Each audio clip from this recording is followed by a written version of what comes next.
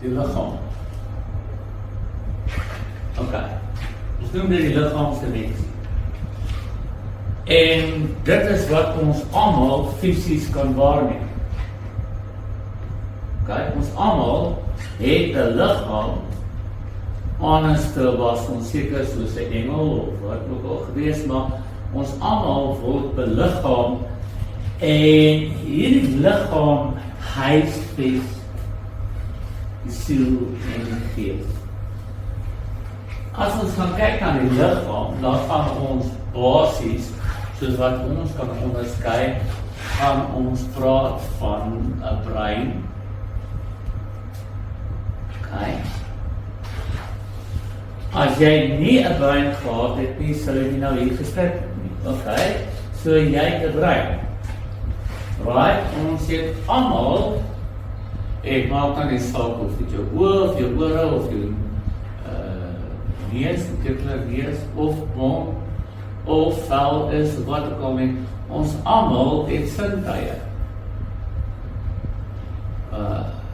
Stuk die mense spreek jou. Ons almal het sintuie. Okay, en ons word daaraan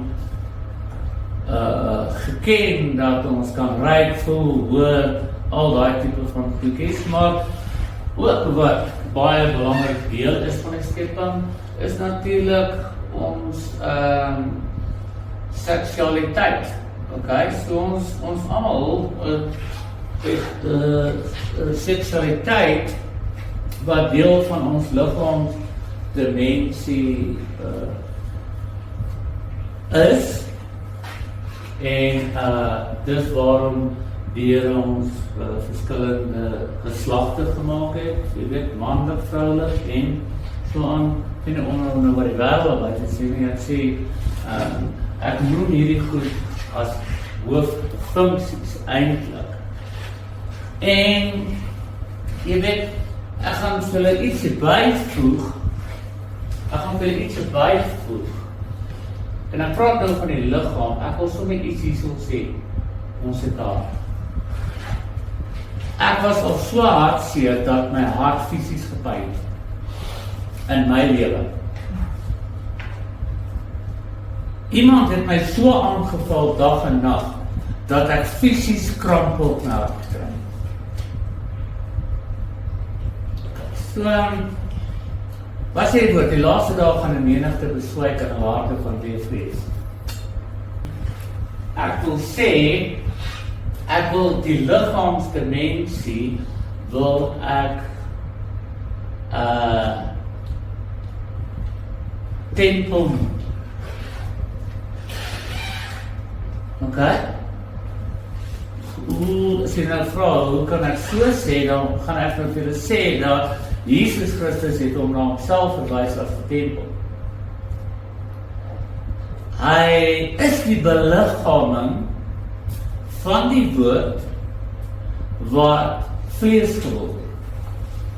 Maar hy verwys na homself, hy gaan hierdie tempel afbreek en binne 3 dae gaan ek hierdie tempel herbou. So ons sien dat Paulus sê, weet julle dan nie dat julle liggaam is 'n tempel van God. 'n Tempel waarin die Heilige Gees woon. As jy die tempel verontreinig, gaan daar 'n korrupte samekoms van sekere geesteswerkinge wees. Wat represent die liggaamsdimensie?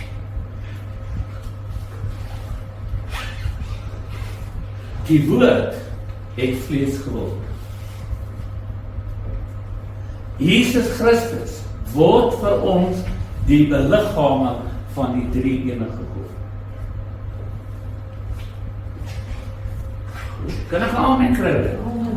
Hy word vlees, hy is die tempel, hy is die woord.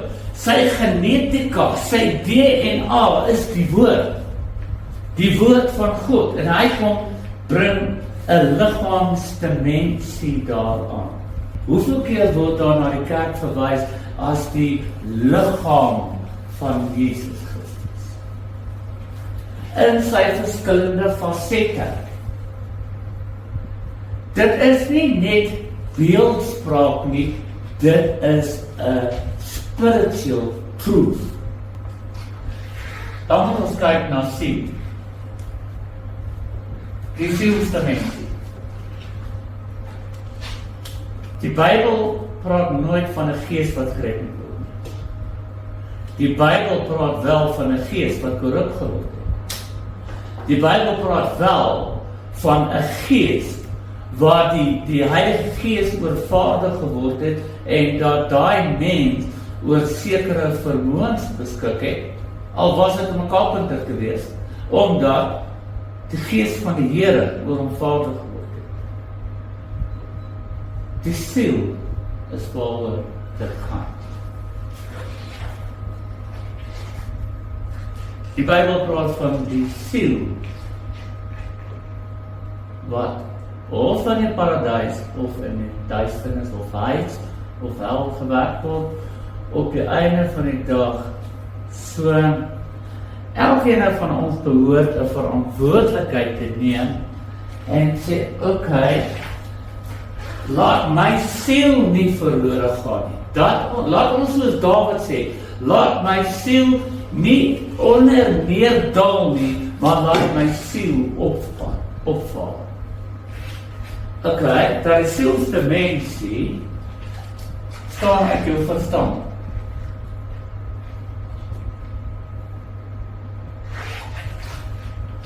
Ons kan tussen hakies sê intellek. Ons kan dit ook sê.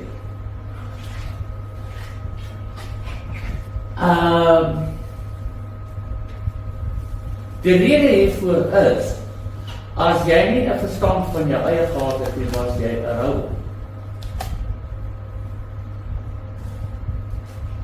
Die Here, ek sê dit so baie maal, sal jy nooit verantwoording hou vir iets waarmee jy nie gekoop het nie. Hy sal jou nie voor 'n wit troon oordeel bring om geoordeel te word ten goeie of ten kwade, want die boeke word geopen en die boek van die lewe of wat ook al, as jy nie die vermoë gehad het om jou eie verstand te hê, jou eie denke te hê. As jy nie die vermoë het nie, you would have been blameless. Maak dit vir julle sin? So die Here wil 'n jy skape. Hy wil 'n Glenda, 'n Lenet, 'n Mariaan, hy wil dit skape. Om meer interaksie te hê. Hy wil nie interaksie gehad het met 'n robot nie. 'n willose wese. Ek meen, as dit so was, wat was die net om Adam en Eva te besoek in die tuin, in die paradys, die tuin van Eden? Wat is dan die net daarvan dat hy jou bring in sy teenwoordigheid van die Heilige Gees? Ek meen, dat alles sal so doelloos gewees het, as jy nie jou eie verstand gehad. Ek gaan op 'n latere sessie die verskil tussen brein en verstand verduidelik, sodat jy dit kan verstaan. Altyd funksies is geweldig belangrik. Okay, so jy het 'n verstand, en dan gaan ek sê, weer 'n keer, wil, en ek wil weer tussen hakies sê, hart. Ons kan dit omskryf as gemoed, as jy wil. Ons kan baie goed is hier agter sê, maar dit wat jou hart van vol is, gaan jou mond van oorloop. En dit wat jou hart begeert is dit is wat jy gaan nastreef. As jou hart lusts after the things of the flesh, dit is wat jy gaan doen. Dis jou hart. Dis van die senter van wat jy is. Okay? Die Bybel het verskillende getuienis daaroor, of woord wat daaroor gaan. Jy weet, 'n goeie hart of 'n slegte hart, bedrieglik is die harte van die mense, kinders, oor alle dinge, en jy weet, wat Salome praat en Spreuke oor 'n wyse hart, en al hierdie tipe van goedjies, en dit assosieer met 'n mens, se kind. Okay? Dit assosieer met wie jy is op die einde van die dag. Goed, as jy jou hart korrup maak, gaan dit ook in jou liggaam manifesteer. Ek het later geleer dieper daaraan. So jou hart is geweldig belangrik, jou wil. Want dit wat die begeertes van jou hart is, dit is wat jy wil, en dis wat jy gaan doen. En as dit korrup is, gaan jy een of ander vorm van idol worship hê. Maak dit vir hulle sin? Dan 'n wil, verstand, beïnvloed die wil. Met ander woorde, dit wat jy dink. Natuurlijk. En dan het jy emosies.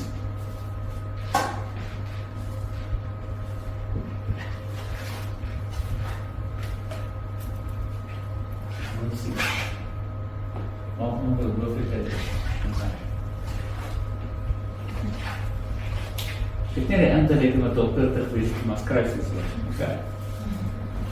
Ek het eintlik 'n gewoonte aangeleer om net te begin skryf dan maak ek so. En ek het verlang so geskryf.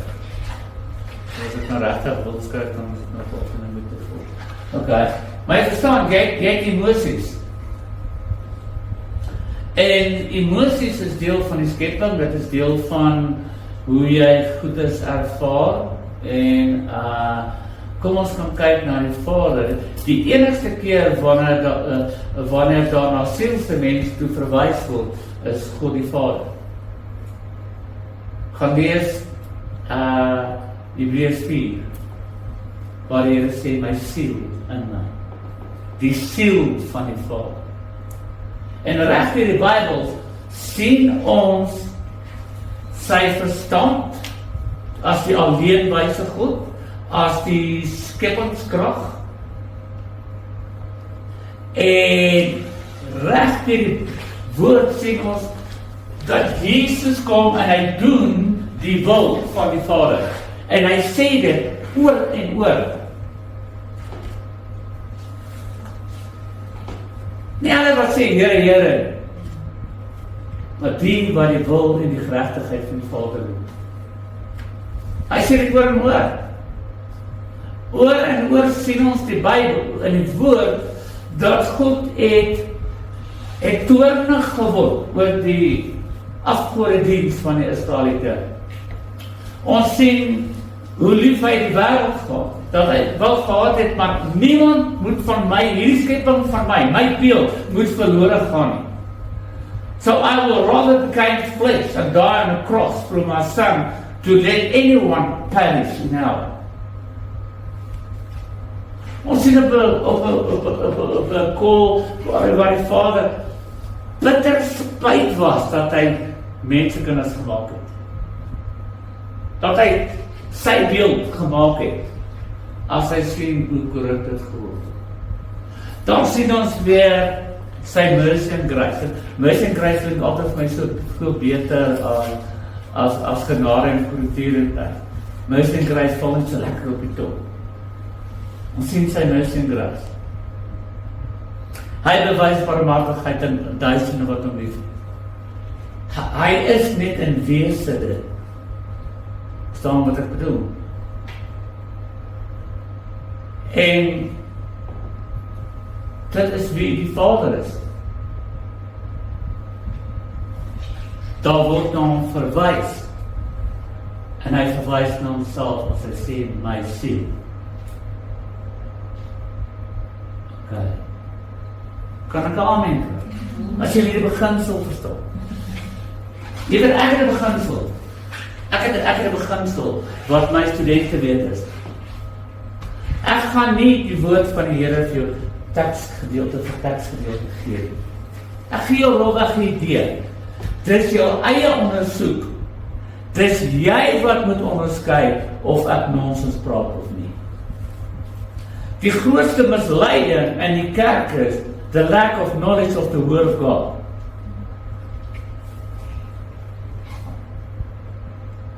Gaan kyk na verskillende vertalings. Gaan ondersoek 'n bietjie dit waarvan ek praat. En vind in die proses jou skepper homself. En vind jouself binne in die skepper. Dis waaroor het gaan. Ek het amper nou 'n baie lelike uitdrukking gebruik. Maar jy weet, as jy met jou toehoor sit en met jou bekkie oop om dit soos 'n voeltjie gevoer te word, gaan ek enigiets in haar lepel sit. Bagasie oop. En as jy groot geword is, soos ek, kasterolie ook. Ok. So, gaan ondersoek die skrifte. Dit is wat die apostels gaan doen het. Hulle het die skrifte gaan ondersoek, om te kan bewys, om te kan sê, maar hierdie was waarlik die Christus. Ok. Hierdie omskrywing hier, wil ek hê, jy moet baie mooi verstaan, is nie om 'n mensekind te verhef in godheid nie. We are living and we are saved by mercy and grace. But the choice is yours to enter the kingdom and sit together with Jesus Christ on the throne or not. Ek wil sê, omdat jy 'n sielsdimensie het jy 'n verantwoordelikheid ten opsigte van jouself. Maak dit veel sin? Niemand anderste kan die verantwoordelikheid vat nie. Jy weet, ek gaan nie sê, ek het nou gegoogel en ek het hierdie ou, en hierdie ou het my nou mislei, of hierdie ou, of wat nie, want jy het ook die gees van die Here, net soos wat Jesus dit op hom neergesit. Dag die wedergebore word, het jy dieselfde gees ontvang van God. Maak dit veel sin. Blame-shifting voor die troon werk nie. Jy het 'n verantwoordelikheid in jou sielsdimensie, ook teenoor dit wat jy in hierdie tempel laat gebeur, en wat jy toelaat om in hierdie tempel te laat gebeur. Ok. Goed. Ek wil net hierso net eintlik groot letters skryf.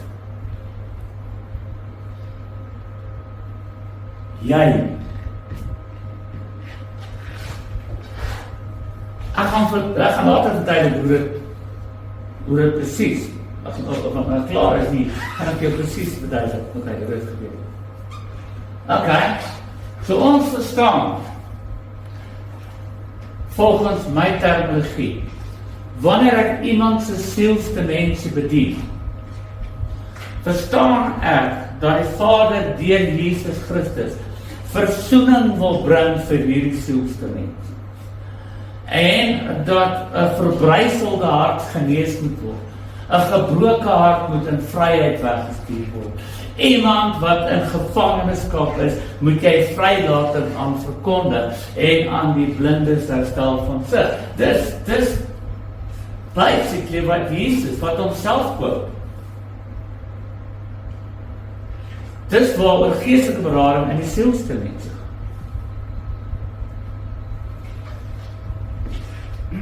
Ek het al baie gesien terwyl ek geestelike berading doen, en ek begin en ek sien, I need to bring the gospel of truth into the soul.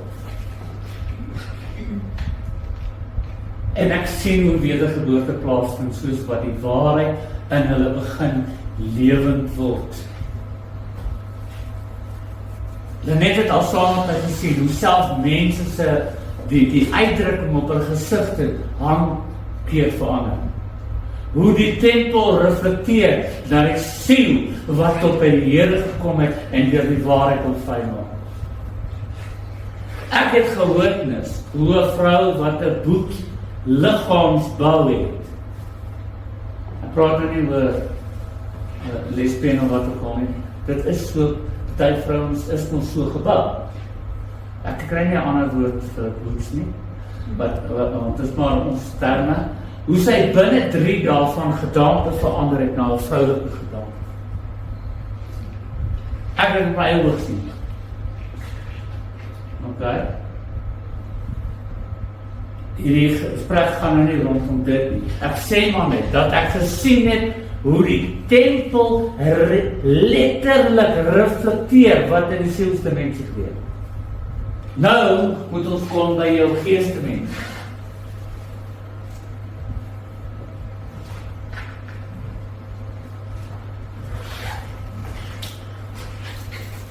Vlees kan God nie ontvang nie. Inteendeel, as die Heilige Gees in jou vlees woon, jy sal pop, jy proef. Hoe ek eendag vir 'n man, 'n ou apostel, probeer my oortuig het, wat ek al God voor in jou kop. Ek sê vir hom, my vriend, ons sal jou tekkies aan kan die maan kry.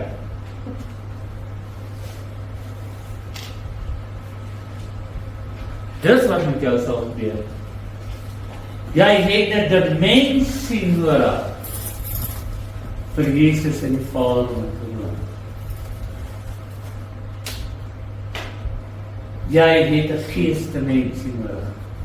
En die Bybel verwys telke male na jou gees. Romeine 7 is 'n baie treffende voorbeeld van Paulus se stryd met die vlees en die gees. En dit wat hy wil doen, dit doen hy nie. En dit wat hy nie wil doen nie, dit doen hy. En hy praat eers van sy eie gees. En dan praat hy van die Heilige Gees hier teen die einde van die hoofstuk. Sien jy Paulus se stryd? Hy sê, ek het 'n probleem met hierdie vlees. Ek het 'n probleem met dit wat in my brein ingedoktrineer is. Dis wat hy sê. En my verstand bedink, dis nie reg nie. Maar tog doen ek dit. Brein word nooit in die Bybel gebruik nie. Net vlees.